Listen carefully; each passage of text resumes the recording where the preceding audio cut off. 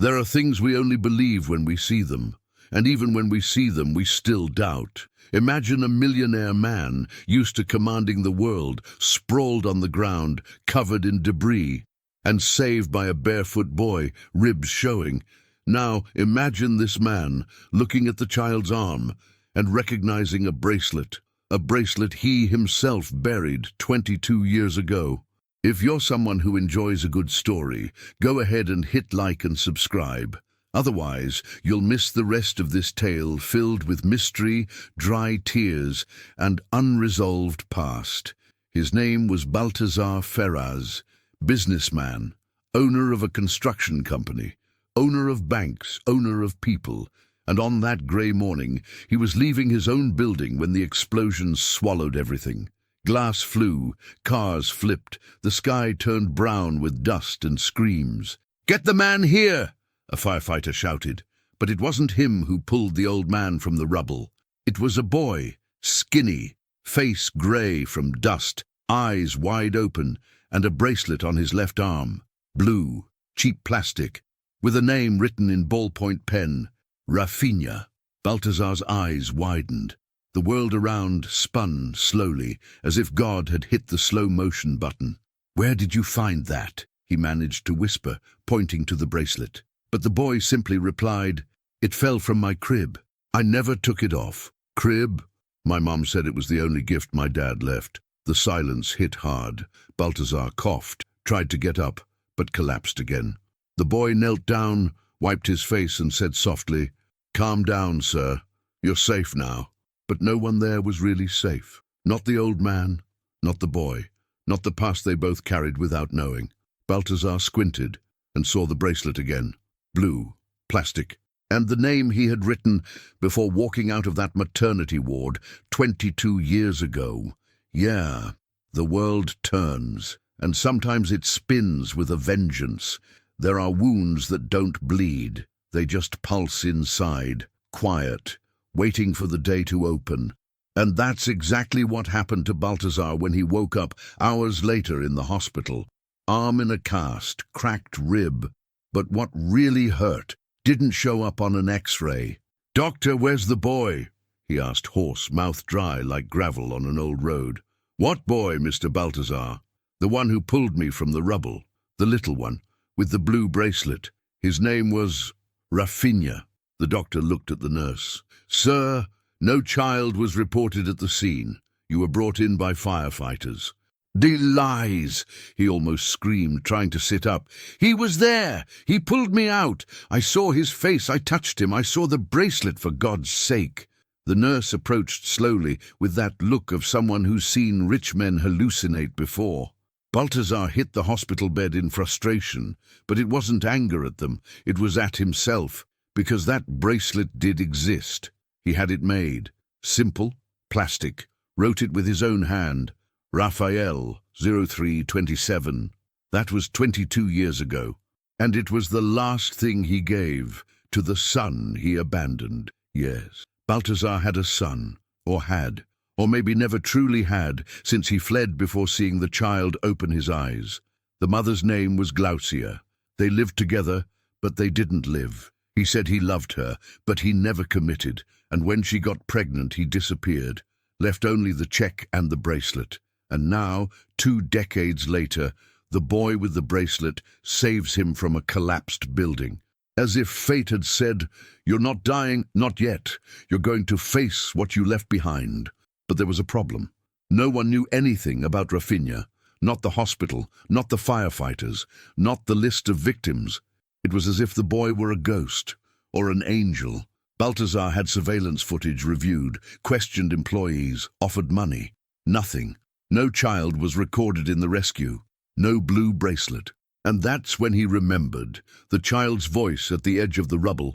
"My mum said it was the only gift my dad left." He leaned back in bed, staring at the white ceiling, and thought, did God give me another chance, or come to collect? The next night he escaped from the hospital, wearing a gown with an ID bracelet on his arm and a scribbled address in his chest pocket. A name, handwritten and shaky, Glaucia. Yeah, there's some pasts we bury alive, and one day they dig themselves back up. Some streets don't appear on GPS, but they show up in the memory of those who carry heart-deep debts. Balthazar wandered like a lost soul through the alleys of the neighborhood he swore never to set foot in again. Every corner seemed to spit out a ghost from the past. The alley where Glaucia lived was still there. Same smell of burnt oil, same bent iron gate, same dog sleeping in the corner of the sidewalk, as if time had stood still. Only one thing had changed: the front wall. Someone had painted in black letters, "Strong mothers raise alone, weak fathers vanish." Balthazar felt a punch to the stomach. It wasn't paint, it was a message, and maybe an answer. He knocked on the rotting wooden door with his casted hand.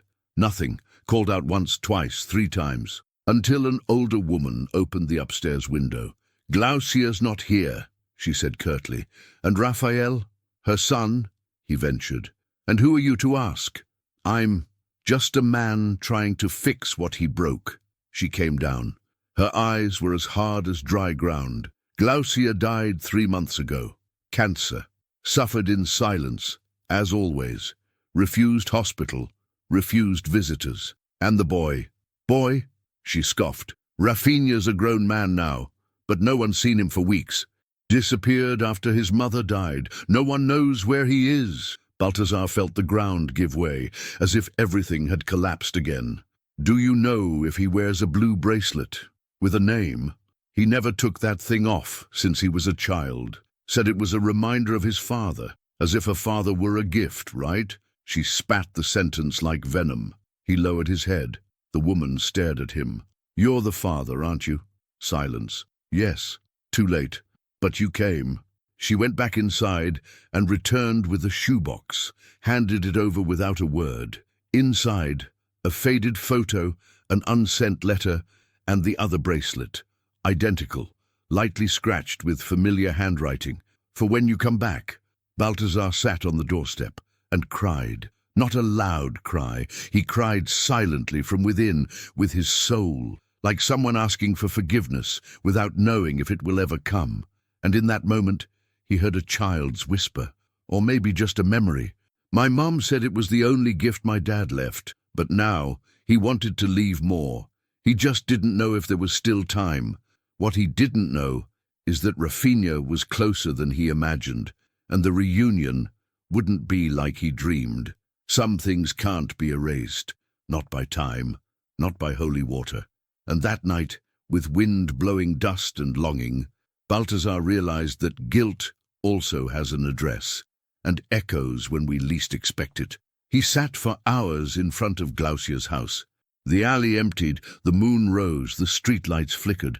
Only the sound of the shoebox in his lap didn't stop, as if it whispered memories every time he opened it. Inside, besides the twin bracelet and the faded photo, there was a letter, not written to him, but by him. Balthazar recognized the paper, recognized his own handwriting. It was the note he left with the check 22 years ago before disappearing. "Glaucia, I can't stay. This is bigger than me. Take care of him for both of us. Maybe one day I'll come back. Maybe." The most cowardly word a man can write. He looked at the photo. It was Glaucia holding the boy. Curly hair, squinted eyes, a sad joy in her smile. But the image was cut on the right side, as if someone had torn off the part where he appeared. And behind the photo, in blue pen, "My son, your father didn't leave. He ran away. But I never left you alone." Balthazar took a deep breath. The air felt twice as heavy. That's when he heard a noise across the street. Footsteps, light, fast, a shadow approaching. He stood up, still holding the photo, arm in a cast, and guilt loose in his chest. "Who's there?" he asked. Silence. More footsteps. "Rafinha?" Nothing. But then a voice replied. Deep, young, rough. "My name is Raphael." Balthazar froze. The shadow stopped behind the rusty gate. Streetlight illuminated just enough for the old man to see. The blue bracelet was still there. Faded, whitened at the edges, but alive. The boy was now a man, thin, tall, with Glaucia's face and his eyes. "Why did you come looking for me?" Raphael asked. Balthazar tried to respond, but his throat locked. "Did you come to bring another check?" "No," he whispered. "Did you come to cry and ease your conscience?" Silence. "My mother died, and I wasn't there, because I went looking for the man she always said might return, only to find out he never had the courage." Balthazar stepped closer, slowly, like a man walking on thorns. I saw you. In the rubble, you saved me." "I didn't save you. I saved a stranger," Raphael replied coldly. Balthazar pulled the photo and bracelet from his pocket. He showed them. "This is all I had left of you both, and now it's all I have." Raphael looked, but didn't reach out. "That doesn't fix anything." "I know. So why did you come?" "Because I want to start, even if it's from the end." The gate still didn't open, but the boy's breathing changed, from heavy to shaky. What Balthazar didn't know was that Raphael carried a secret, and this story still had one last explosion to go, not of buildings, but of truth. Some people think truth is light, but some truths weigh more than coffins. And in that moment, between a closed gate and a father kneeling, truth kicked the door of history wide open. Raphael was breathing deeply. It was like he was fighting his own chest. And Balthazar, with tear-filled eyes, waited for a chance to touch, even if just forgiveness. But before any words escaped, a black car turned the corner with headlights on, and right behind another. 2, 3, 5, low sirens, LED headlights, doors clicking open. Police. "Balthazar Ferraz?" called the lead officer. The old man turned. "That's me. You are under investigation for embezzlement, construction fraud, and suspected involvement in the collapse of the Anturios building." Raphael stepped back. You own that building," Balthazar tried to explain, but the police were already closing in with handcuffs. "Wait! I didn't approve any cost cuts. That was a corrupt engineer. I'm a victim too." "You'll be able to explain everything at the station, Mr. Balthazar." And it was there, in front of the son he had just reunited with, that the old man was handcuffed, not by divine vengeance, but perhaps by delayed justice. Just before being placed into the police car, Balthazar looked once more at Raphael. "Did your mother leave you anything?" Raphael hesitated, then pulled a folded yellowed paper from his pocket. "She wrote this the day she started coughing blood. I only opened it yesterday." Balthazar swallowed hard. "May I see it?" Raphael opened it slowly and read aloud, almost like a prayer. "If one day your father shows up, don't listen to what he says. Watch what he does. If he runs away again, let him go. But if he stays and finally cries, give him this." In the corner of the page, stapled, a small envelope with a notary seal. Raphael handed the paper to the officer. "This is a will, from my mother. It has a name on it, Raphael Ferraz." The officer looked at it and paused. Balthazar moved, trying to understand. She listed me as the father?" Raphael nodded slowly. "She said blood didn't make you a father, but maybe a name could make you deserve to be." Balthazar cried again, but this time without shame, in front of the law, in front of his son, in front of the world. But the worst was yet to come. Inside that envelope was a second page, not written by Glaucia, but by someone unexpected, someone already dead. And the name signed was of a man who couldn't defend himself anymore. Some silences are heavier than screams. And in that police car, with the red lights painting the walls of the street, Balthazar wasn't just being taken by officers, but by the ghosts he himself helped create. Raphael stood frozen on the sidewalk. The will still trembled in his hand, but what truly shook his chest was that second page, a signature, clear, firm, recognizable. Heitor Silveira. That name was like thunder on a cloudless day. Heitor had been Balthazar's partner in the 90s, chief engineer of Ferraz and Silveira Construction. He died 18 years ago in a car accident, just days after submitting an anonymous report to the public prosecutor's office. Back then they said the brakes failed, but Glaucia, she knew, she always knew, and she told her son shortly before passing. In the letter attached to the will, handwritten, "Raphael, if you're reading this, it means I didn't make it out of the hospital. I tried to protect you from what the truth could do to your heart, but now it's your inheritance. Heitor was your real father. Balthazar only signed the papers to remove my son's name from the man he helped kill." The paper slipped from Raphael's hand. The world spun slowly, painfully. His stomach turned. The blue bracelet felt like a shackle.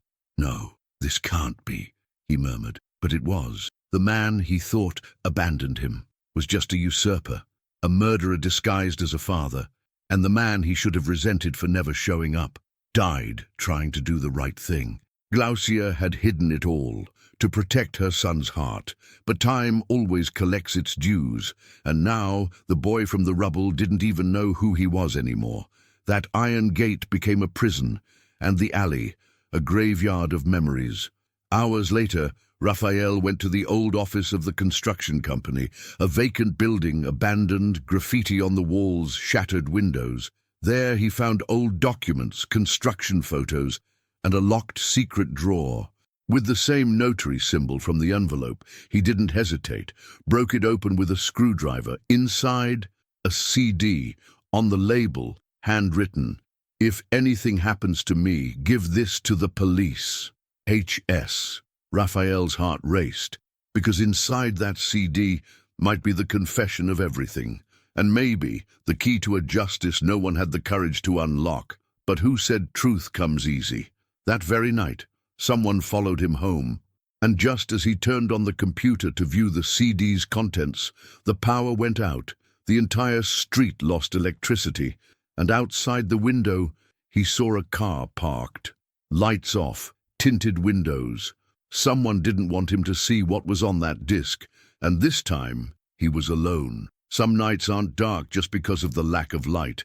They're dark because fear seeps into the cracks, settles in the heart, and silences the bones. Raphael stood still in the dark of the room. The only light came from the street, filtered through a crooked blind. The CD was on his lap, the computer dead, and outside the car you're still parked. The clock ticked irritably, tick, tock, tick, as if counting down to another explosion. He got up slowly, silent, grabbed his cell phone, no signal, went to the kitchen, tried turning on the light, nothing.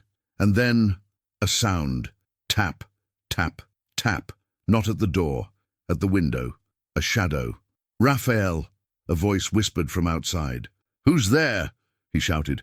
"Open, it's about your father." He hesitated. His body wanted to run, but his heart wanted to know. He slowly pulled back the curtain. On the other side of the glass, a hooded man, face hidden, but eyes exposed, tired eyes, eyes that had seen too much. "I have something you need to hear. It's about what's on that CD. I worked with Heitor." "Who are you?" "Doesn't matter. What matters is what Balthazar did. The disc you have is only half. The other half is with me." Raphael cracked the window just enough to receive the envelope the man handed over. "Heitor knew he was going to die. He gave me copies of everything, but I never had the courage. Until now." "Why now?" "Because you're his son, and because now justice has a face." Before Raphael could say anything else, the man vanished into the night, as if swallowed by the darkness. Raphael locked every door, found a backup battery in one of his mother's drawers. He powered up the laptop, inserted the CD, and the video began. Black screen, then shaky footage from a hidden camera. Heitor Silveira, sitting in a small office, surrounded by blueprints. And then the words, "If you're watching this, it means I didn't make it out. What I'm about to say might kill me, but it will save many."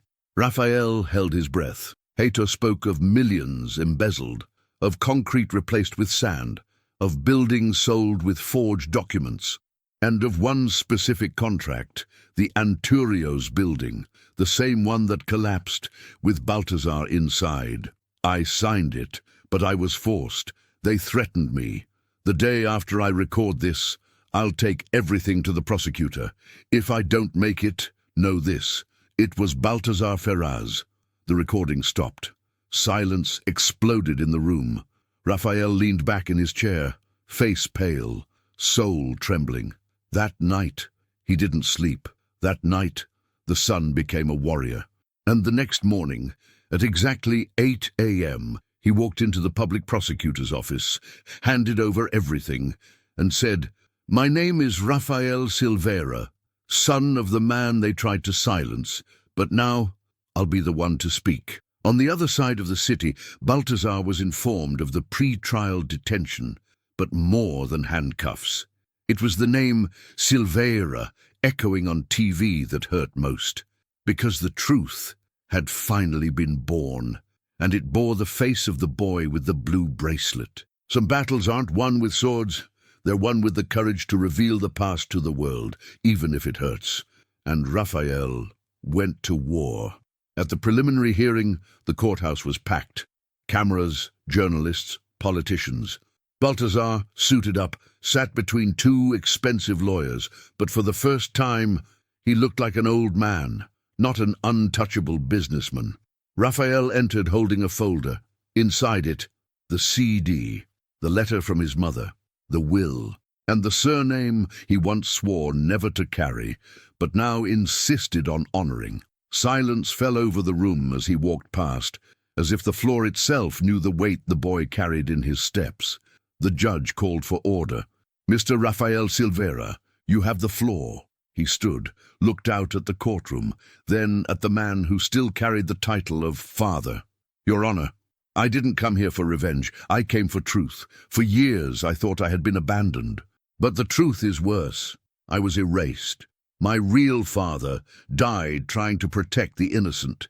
And this man here," he pointed at Balthazar, "took his place and nearly made me love the one responsible for killing the man who gave me life." The room held its breath. Raphael continued, "This CD contains the confession of engineer Heitor Silveira, my biological father. It proves he tried to report the crimes of the construction company and was killed for it." "The proof?" Balthazar's lawyer interrupted. "The CD, the letter, the will, and now the forensic report, confirming that the building collapse was caused by substandard materials, all ordered directly by Balthazar Ferraz." Balthazar lowered his head. The empire he built was crumbling once again. The judge adjourned the session, but there was no more doubt. The media exploded. Raphael became a national symbol. The boy with the blue bracelet had become the face of justice. Days later, he returned to the abandoned hospital where his mother had spent her final days. He left a flower and a note. "You taught me to be strong. Now I'll teach the world to listen to the weak." But what hurt the most was never receiving a hug.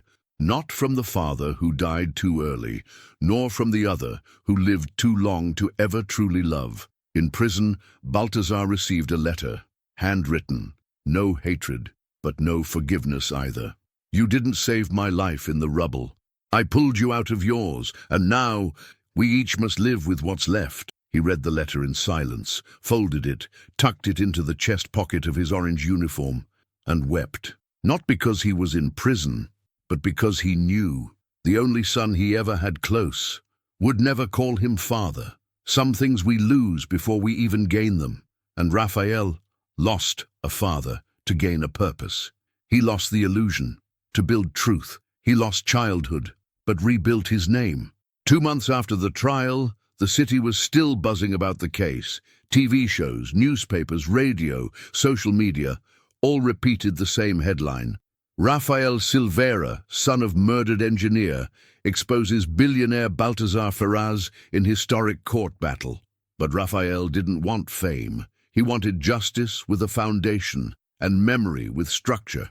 He used part of the compensation he received, reluctantly, to build something no one expected, the Heitor Silveira Institute, a community center built right on the lot where the Anturios building collapsed. Where pain once stood, hope would now rise. The sign at the entrance read, "Here, the ground once broke. Now it will support the dreams of simple people." Free courses in construction, electricity, gardening, tutoring for children, and above all, a memory museum.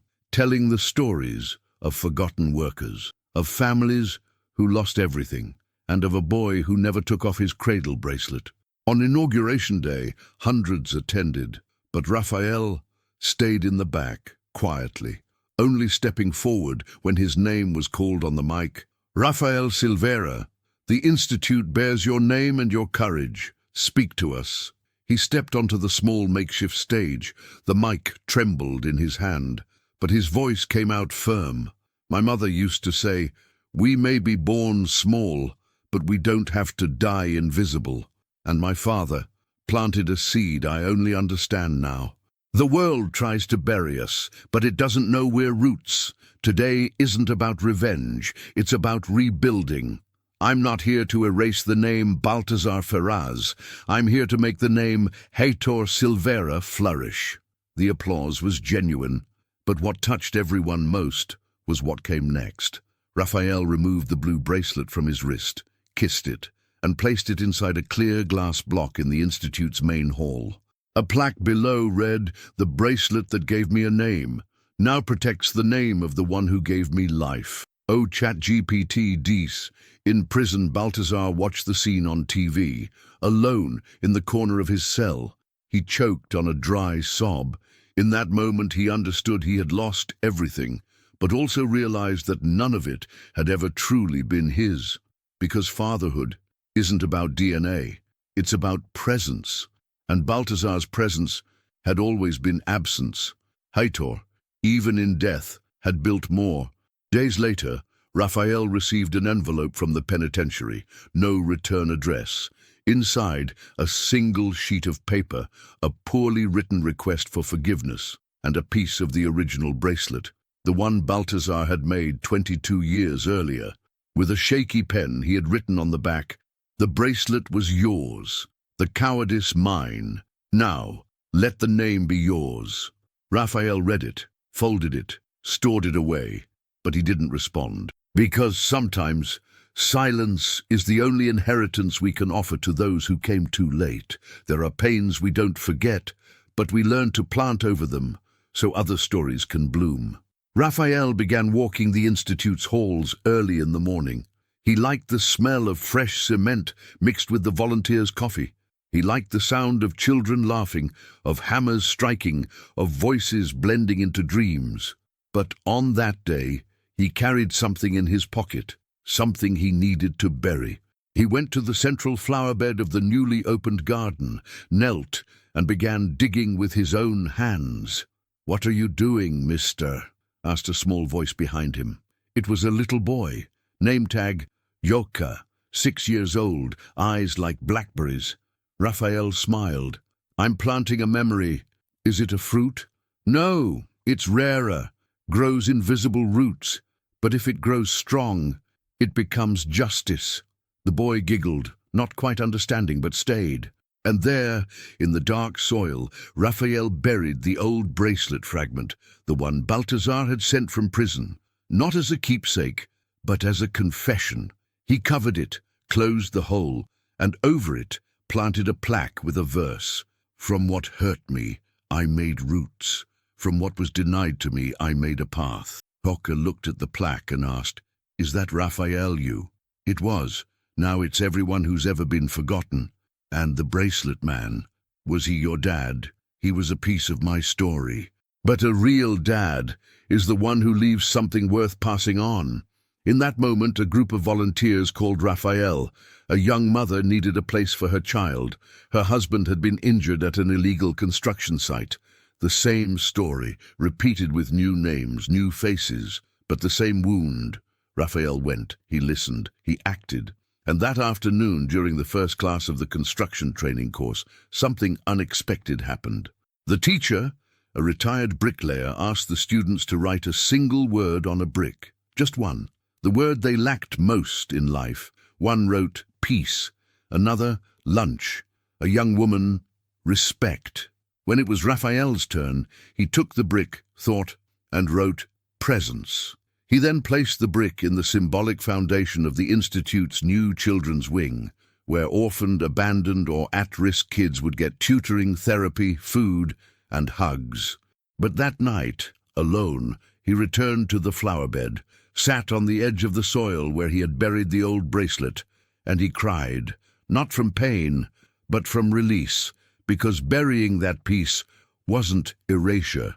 It was laying a foundation to walk a new path. In prison, Balthazar saw the plaque on the news. He saw children running, saw the bracelet in the glass block, saw the name Silvera being applauded, and for the first time in decades, he smiled without arrogance. He built more than I ever did, and he didn't use concrete. He used absence. In the next cell, an inmate asked, "Who was that boy on TV?" And Balthazar answered, "That was my son, but now he belongs to the world." Some gestures outlast presence, some touches we feel, even if we never lived them. And on a rainy afternoon, the kind where the sky seems to want to wash the world, Raphael experienced one of those moments. The rain fell gently, streaming down the Institute's windows. The children were safe indoors, playing with modeling clay and drawing, and he was reviewing documents in his office, the one he called the refuge. There on the shelves were the few photos salvaged from his past. Glaucia, with a sweet look and a tired smile. Little Raphael, with the blue bracelet shining on his wrist. And beside them, the last image he had found. A photo hidden behind the false bottom of the secret drawer, taken weeks before Hato's death. It was him, the engineer. Wearing a lab coat, helmet, holding a cup of coffee and a detail on his wrist. The same bracelet, the original. Not Raphael's, his, yes. Hator wore a matching bracelet, blue, with the name Rafinha written on it. Raphael leaned back in the chair, heart stumbling. That wasn't just a coincidence, it was a symbol, a pact. Hator wore his son's bracelet like someone who bore his reason to keep going. And then, something even more unexpected. On the back of the photo, glued behind it, was a tiny note, nearly erased by time and glue. "If I fall, it's for trying to keep you standing. When you grow up, you'll understand what a father does in silence." Raphael broke down, because in that poorly written sentence was the deepest gesture a father can make. Sacrifice in silence, die forgotten, so the child could live whole. Raphael didn't sleep that night, not out of sadness, but because something within him had finally aligned. He no longer needed answers, no longer sought revenge, because love, even when cut short, leaves marks deeper than hatred ever could. The next morning, he went early to the Institute, before the kids arrived, before the teachers, before the noise. He entered the main hall and stood before the glass block where the blue bracelet rested. He took out the photo of Hator and carefully, respectfully, placed it beside the bracelet, inside the display. He whispered, "Now it's complete." A volunteer approached. "Should I update the plaque?" Raphael smiled. "Yes, add just one sentence below." And so it was done. Now the plaque read, "The bracelet that gave me a name now protects the name of the one who gave me life, and the photo that gave me a face now watches over the future I chose to build." Outside, the city kept moving. Buses honking, people rushing, construction rising and falling. But inside that building, born from pain, built on hope, something unshakable had taken root. The story of a boy who survived the rubble and chose not to bury his past, but to transform it into a foundation for those who come after. A boy who lost everything and yet gave the world something it didn't know it needed, the courage to rebuild, even with pieces that no longer fit. And whenever someone entered the Institute and saw the blue bracelet, the photo and the plaque, they didn't just see the story of a poor boy and a billionaire. They saw themselves. Because we all carry invisible bracelets. We all seek to belong. And we all, one way or another, are trying to build something that outlives our pain. End.